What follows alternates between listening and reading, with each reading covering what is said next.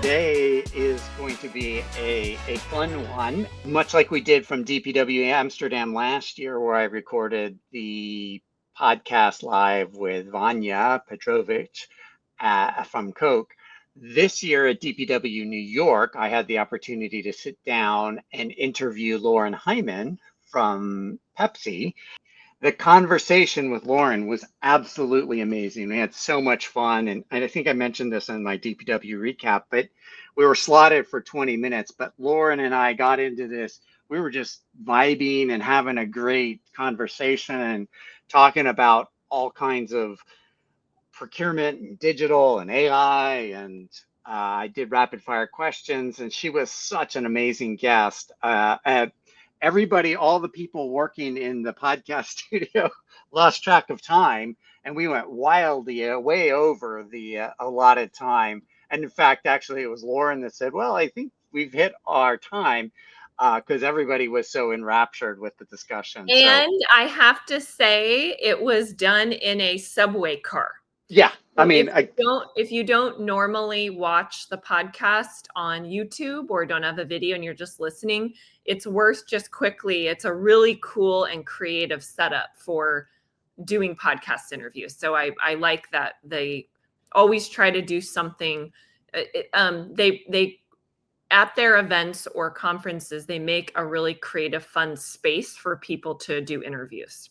And yes, I'm glad you mentioned that, because doing the podcast in the subway car was so cool. I mean, shout out to Herman and Mateus for, I don't know how they came up with that or if that was there, but doing a podcast studio in the subway car was just so cool, and it was fun, and I think it created the right environment. So again, I want to just say, speaking of DPW, thank you to them for sponsoring the podcast and allowing me to come in and interview Lauren, and then for us to then add that to our podcast, because it was so much fun to be part of that and to sit in the subway car interviewing somebody, and in this case, Lauren. It was truly magical. So before we play the interview, two quick things that I want to say. I took my notes when I listened to the interview. First one is very random, but I like random things. Lauren's favorite time of the day is 8:30 p.m. and she calls it the settling. And I love that. And I think that's really interesting. And then the second thing is she actually doesn't sit on the procurement team, which I think is really interesting. Her role, she actually sits on the strategy and transformation team, and kudos to Pepsi, because I think that's very innovative. And I haven't heard that sort of structure and format a lot in other organizations. So I think that's worth noting, that I think a lot of the things that she's been able to get done in such a short amount of time have had something to do with where she sits within the organization. And I'll also just probably embarrass her, but she's a really excellent speaker, public speaker. And not only was she was on her game when we were talking, but she also did a keynote or some sort of presentation. I can't remember what it was, but it's out on the DPW channel. So definitely check that out too, because she's got great insights. And she didn't pay me to say this, but I watched her presentation live, and she has great insights. And like you said, Pepsi is very innovative. And they have the last couple of years, they've had a big presence at DPW. So they're really pushing the boundaries. And that's my observation and having talked to all of them for now a couple of years. And so there's a lot to learn for everybody. And what I like, Lauren, like both of us, is honest too. She doesn't sit there and say it's all great and it's purple unicorns and roses and gumdrops and whatnot. She says that yeah, we've hit some bumps, and this has been painful, and that's been good. So you get a mix, and I find that reality, anchored in reality, makes a big difference. So that's your Lauren club pitch. We weren't paid to say any of this. Exactly. Total fan club. I think we're fangirling on her right now, I think. And with that, we will roll into the interview. Live from the floor of DPW New York, where procurement technology and innovation converge. I'm your host, Elouise Epstein, and today we are exploring the biggest ideas shaping the future of business and transforming procurement as we know it.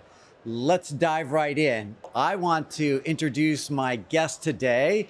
Lauren, would you like to give a brief introduction on who you are, where you work, and all about yourself? I would be happy to. And first of all, I'm honored to be sitting here with you. I'm a poor replacement for Sarah, but I'll do my best. So I'm Lauren Hymen. I lead digital procurement for PepsiCo. Nice. And how long have you been there? So I've been at PepsiCo for about 3 years now, but I've been leading the digital procurement movement for about a year and a half. Okay, great. And where are you based? I'm based here in New York. Ah, the great New York. All right, so we're gonna dive right into the big ugly question. So everybody wants to do AI. We are all in, like this whole conference has been about AI. We love it. I've talked about it in my keynote. How are you thinking about AI with also balancing the legacy challenges of whatever, I won't name names, but whatever legacy systems you may or may not have, how are you holding both of those and how do you think about that? I think the biggest challenge for us is exactly as you described it, this dichotomy, this duality between having to get our foundational systems in order and then look to the future in AI. And so I think the way we're doing it is 60-70% is really focused on those foundational systems with a lot of playing, experimenting in the AI space. What I'll say is that I think that in order for us to really be able to play and test, we have to make sure people feel comfortable. What I would say in PepsiCo is I think people are open to AI, and we've seen a couple of examples of playing around with it. They're just less comfortable with our own data. So we have to show them this is working, this is testing, or hey, we're 70-80% of the way there and comfortable with our legacy systems. So we can build on top of that. So that's how we're playing with the duality at PepsiCo. That's nice. How are you dealing with the budget? Because that is, and not talking numbers at all, but just how do you think about going for budget for the legacy? Because that's probably, I'm assuming, largely pre-budgeted, but then like getting money for all this AI stuff. Well, I'm happy to say, actually, Pepsi is super progressive in that front. It's usually not a fight. It's more about where we think we can add the most value. And actually, procurement over the last year and a half has been a place that PepsiCo has prioritized putting the budget because they see the value. I mean, PepsiCo's always been a cost driver. Procurement's always been a cost driver. But when you think about it, if we don't pour money into procurement and upgrade their tools and make it easier for them to do, we're just going back to the suppliers over and over again and just hammering them, okay, reduce your costs, right? So I think because procurement is seen as a value driver, we're actually starting to see more and more investment into the procurement function. And I mean, this is super exciting, but our CEO in a recent video was talking about should cost models. I mean, I never thought I would see the day where that would happen. Seriously, I don't think I would have ever imagined that in my at least work career. That's pretty cool. Yeah. Well, next thing you know, your CEO will be talking about the agents he built. Oh, okay. We're definitely not there yet, but we're close. We're close. Yeah, I see a future. That's good. How tightly are you working or not with IT? So actually, it's interesting. About a year and a half ago, 2 years ago, we actually reorganized our organization. So we used to have a strategy function, a shared services function, and then a separate IT function. And that's actually been all brought together under our strategy and transformation leader. And so we all actually sit in the same function. I mean, ironically, I don't actually sit in procurement. I sit within this strategy and transformation as the representative for procurement. So I like to think that I have two bosses. I sit on the procurement leadership team, but I actually roll up into this strategy and transformation office. And I think it really helps because as opposed to IT doing their thing and the business doing another, I actually help and say, okay, this is what the business needs. And I direct all the funds from an IT perspective. Oh, that's really interesting. And that's definitely unique because the other folks at your sort of level and role that are here and at DPW Amsterdam, they are genuinely part of procurement. So They are, and actually, I'll tell you. So last year at DPW, PepsiCo had a huge crowd. We did speak, Marcelo and Athena, but I actually brought all of my IT partners with me because I think a lot of my peers, we talk about this, but okay, we go to these conferences and we get super excited, and then we come home and we say, okay, IT, we're ready to go, and they say, no, we're not doing any of that. So I actually sat there with my IT partners and said, go talk to these folks and see what we can bring into our organization, and I think it made a huge difference over the last 6 months. That's amazing. So what sort of themes or ideas did they bring back from Amsterdam?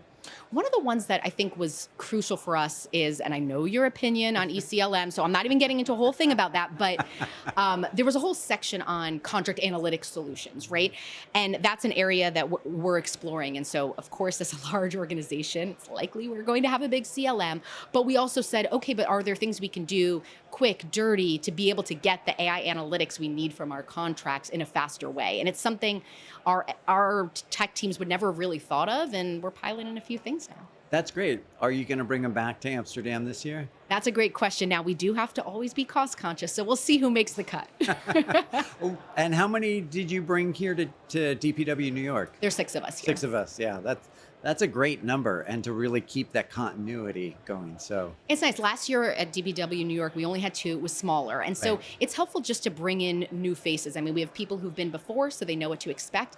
But it's such an inspiring conference. It's helpful to get everyone on the same page. There's only so much I can say when I come back that's meaningful. yeah, exactly. Well, kudos to you for bringing and sort of having that presence. Let's pivot a little. Let's talk about bosses. And I want to keep themes that Sarah and I have talked about in dual source discourse over time, because I'm very curious, good boss or bad boss story, your choice. Oh, it's hard to choose just one. Can I do one of each? You absolutely can do one of each. Because I think you learn the most from both, right? I mean, one of my first bosses that I had in my career, I learned the most in, I would say, a negative way. But I had a boss who basically shared with me, I'm an overly enthusiastic person, and she encouraged me to put my hand down, that I wasn't leaving space for others. Ooh. Now, look, I think with all feedback, it's good feedback, right? Because I think what she was saying is find a way to be collaborative, inclusive. And I think that's served me well, hopefully, for my whole career. I think the part about lowering your hand wasn't great. But I think that's helped me, because as I pivot to my best bosses have always been the ones that say, collaborate, come together, find ways to bring in new voices. So it's really the exact opposite of that. Okay, I'm going to ask you the delicate question on your first boss example. Do you think she would have said that if you were male? I've gotten asked this question before, and I don't know. I've seen it both ways, and I don't know if it's a gender thing. It could just be a personality thing. I can't say it's one or the other.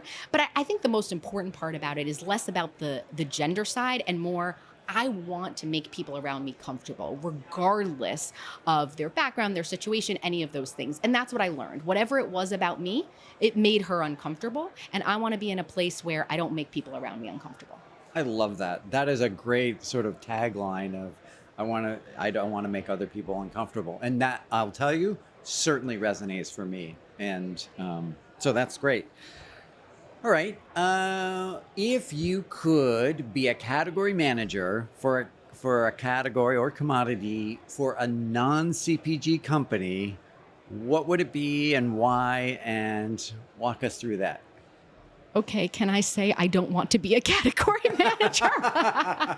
You can say that, but give us a different procurement job and Okay. tell us how you would like to do it, approach it, but not a CPG company. Okay. Well, I will say I've always been passionate in the indirect space. I mean, I like partnering with the front part of the business, understanding their requirements and helping see how procurement can add value even on the top line. So I think it would always be kind of in the indirect space for sure. But the reason I answer that question is I like to be at the center of change. And what we're doing now in procurement, it's what's attracted me so much about DPW, digital procurement. Like, we've seen this explosion in the procurement over the last couple of years, and that's what's excited me the most. So I love my category managers and I love my procurement folks, but I think I'd always like to stay in leading bold change.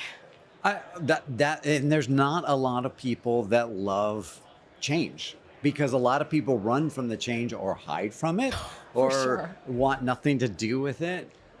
Give us your top example of best practice for change, for driving change.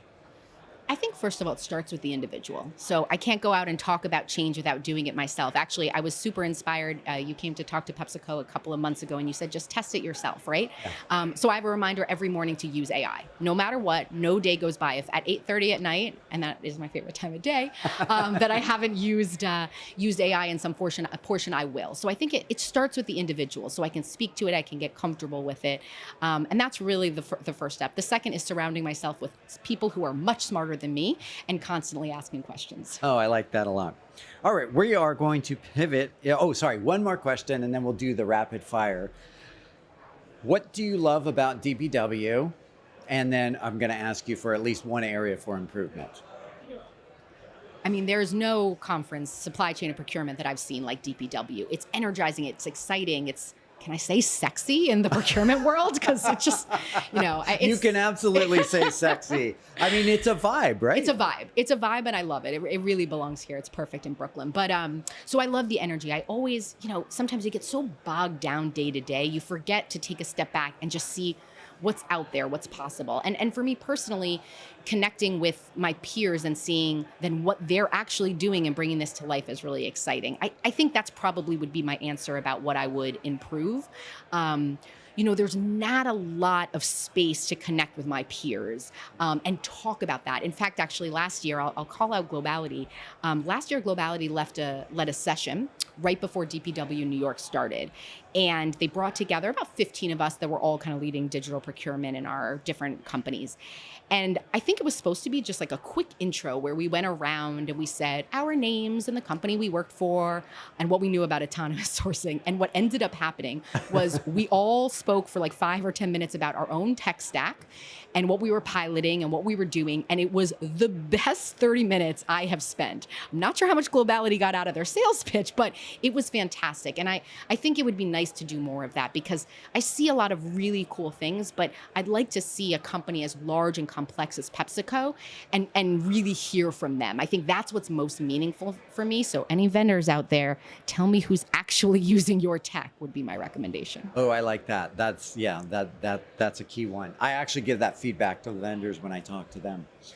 I actually did see you networking with one of your peers. I was watching from afar, and you looked like you were having a really great conversation yesterday. And so I do like that feedback of more time to connect with the peers or practitioners to connect with the peers. So I'll call him out, Jared, who's leading digital procurement at Walmart. But we actually met at DPW in New York, and we've stayed connected and share tech all the time. And I think it's what's been most meaningful. So, and I enjoy seeing it. And it's those connections that make what I feel is our profession so great, especially in the digital procurement, that we're all here to help one another, or at least in the practitioners.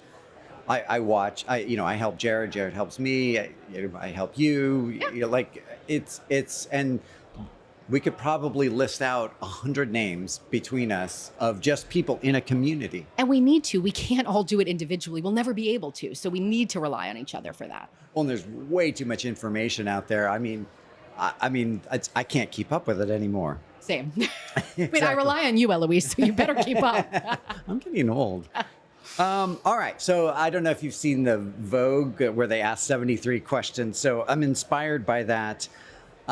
So I'm going to ask you some rapid fire, although you don't have to just give one word answers. We can explore these a little bit. But first thing you do in the morning.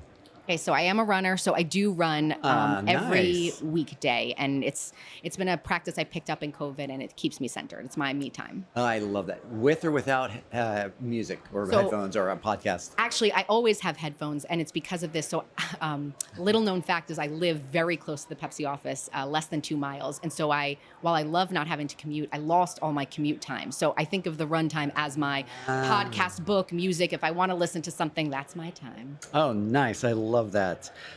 Favorite time of day? You said it, but say it again. Yeah, so it's 8:30. So I have 2 young children, and they're both in bed by 8:30. So I've just come off of a wonderful bedtime routine. I don't want to say I don't like being around my children, but usually that's the time where either I get to catch up on things throughout the day, special time at home with my husband, but it's just the settling at the end of the day. Well, and I have to think, I don't know the physiological piece, but having done a bedtime routine with your kids must, like in a positive way, release endorphins or like I failed science, but like, you It know what I'm asking, right? it just puts it brings happiness and joy. It Yeah. centers me. And I think the last thing is being on a global team throughout. I mean, I wake up in the morning, hearing from everyone across the world, and by 8:30 most people have settled down, and that's where you can really just focus on the things that are important. Yes. I actually, just as a sidebar, we used to not be in Asia all that much. I mean, Carney was, but not the division I was working in. And then I remember we opened up Australia and China, because on the West Coast, like you wake up and Europe has been online for most of their day. The East Coast and Central has been pushing and pushing, or they're just getting started with their day. But by 2, 3 o'clock in Pacific time, it's like Dead. it's dead. Yeah. But then when Australia and China came online, it was like all of a sudden they started picking up at 2 and 3 o'clock, and I'm like, when did this happen? Like, When's the downtime, right? yeah, there's no downtime anymore. Okay, next rapid fire question. Thing you can't live without. My children and my husband. That's it. Everything else can go. That's a great answer. All right, favorite color. So it's purple. I haven't been at Pepsi long enough, but eventually I will bleed blue. Okay, Pepsi listeners out there. But I went to undergrad at Northwestern, grad at NYU, and I bleed purple always. Yes, so purple is my favorite color. And interesting, Carney rebranded about 5 years ago to purple. So Perfect for you. so it's funny. Like I'll wear a purple dress, and it looks like I'm representing Carney. But Perfect for you. yeah, it's exactly. Best travel hack/hacks can be multiple. Don't travel with children. So I started my career in consulting, and I would have had a plethora of travel hacks for you. But now it's, as long as there's no 2 children running around me, that's the perfect hack. Okay, so how do you manage with like, are they toddlers or are they a little older? They're a little older. They're 8 and 6 now, and the other travel hack I would have thought of is to have, which is not really a hack, but to have TSA pre-check, et cetera. Mhm. But this is an ongoing debate in my household. My husband is a defense attorney, and he has strong opinions about government having your data. That's a whole different podcast we could lead on I that. definitely would love to do that someday. But so he doesn't have TSA pre-check. So usually it's me and the children, and then there's a question whether he'll make it on the plane. Yeah. Do you, I mean, like, do you travel often with them? And like, is that like, how do you prepare for that? Because I see a lot of parents with kids on flights, and it doesn't look like they're having a great time, but Emotionally. No, I think so. When I was younger, it was very funny. I used to take little candy bars on the plane with a little note saying thank you in advance. And I've seen people do this with little alcohol bottles. So there's a lot of ways to do this and do it well, but just, be kind to the people around you. That's all I'll say. Okay, that's good. Sink or swim career moment. I'd honestly say it's this job. There's been a lot of starts and stops at PepsiCo in digital, in procurement. I mean, it's so common, right, with procurement, centralizing, decentralizing, bringing it together and not. And, the biggest challenge and obstacle we've overcome over the last year is just there's a lot of really good energy at PepsiCo, people who really want to do the right thing and just harnessing that and bringing that together. And so I think when I was asked to do this role, that was the part that I was most anxious about and the part I'm most proud of. Oh, that's great. I love that. What are you reading or watching at the moment? So I don't have a lot of free time. I mentioned the kid thing, but actually I just started Family Matters with my daughter. I haven't watched it since I was a kid, and it's actually super progressive. So we just watched the second episode with the mother. Harriet Winslow. She gets let go from her job actually because of digital technology. So she was an elevator what do they call them? But yeah, operator. Operator, right. And they replaced it with technology. And so she ends up going into her boss's office and demanding that he give her this new security job that required manager experience that he said she didn't have. And she said, I manage a household and I can do this job. And I thought this was unbelievable to hear that kind of character development. What was it, 25 years ago? So many years ago. Let's just leave it there. Let's just leave it there. Exactly. Well, and it's funny. There's two sort of, when we go back and look at things from the 80s, like, well, at least my childhood. I won't date you. Thank you.